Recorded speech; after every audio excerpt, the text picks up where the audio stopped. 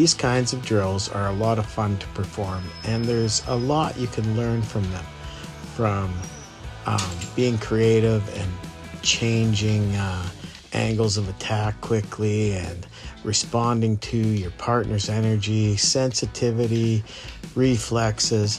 There's a ton you get from these drills, and they're just simply fun to play and fun to perform.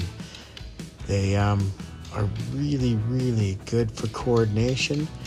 If you do them fast enough, you get your heart rate up, and you become very skilled at using your alive hand or your empty hand.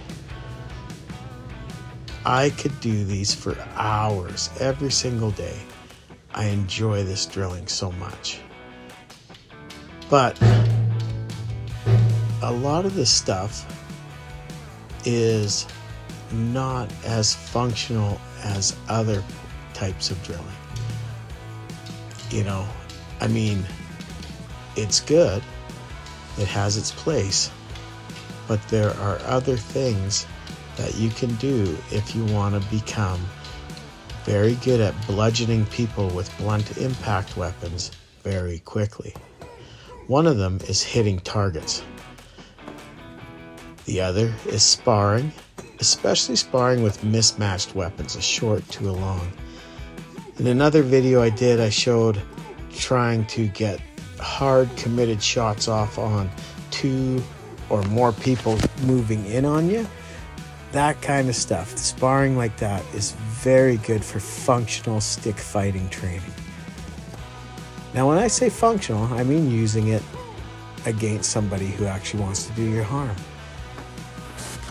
When you're training for that rather than dueling, your targets will mainly be the head, because that's the quickest stop with a blunt impact weapon. And if you see there, as I'm training to use my live hand to grab onto, and my other weapons as well. You'll see me kneeing, punching, headbutting. This is functional bludgeoning. I don't know if you noticed that shot I gave to the back of the dummy's neck, but right there's one. That's a very dangerous place to strike, and I'm training to stop someone quickly by doing that.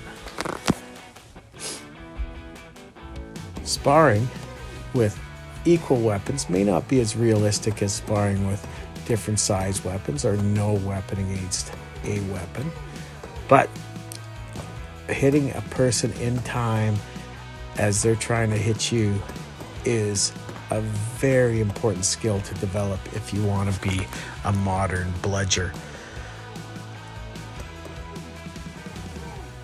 There's not much better for functional fighting than hitting targets, sparring, and well, fitness is important too.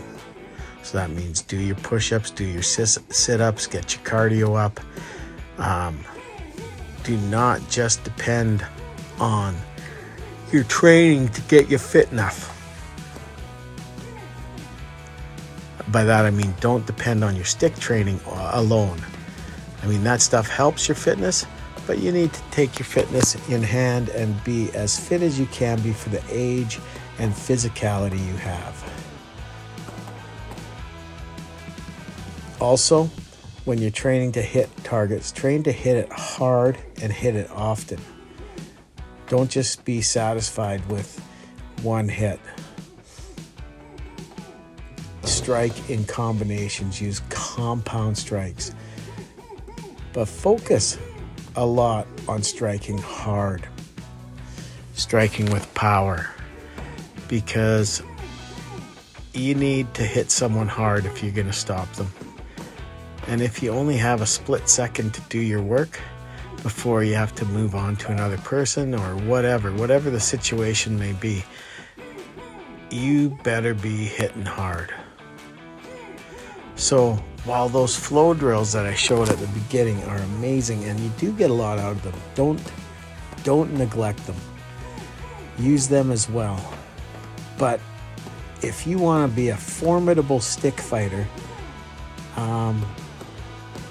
really do a lot of bag work or tire work or hitting this kind of dummy. Also, do a lot of sparring. Work with different sized weapons against different sized weapons. Even try sparring empty hand against a stick. Right? This is good for both partners, because then one partner is working on closing the gap and being able to use his or her natural weapons. Now, when you do close that gap, train to be very, very vicious. Palm strike, eye gouges, headbutts, hammer fists. Train to be a monster on the inside with your most vicious weapons, elbows, etc. Because if someone has a weapon and they're using it against you, you need to be able to shut them down effectively.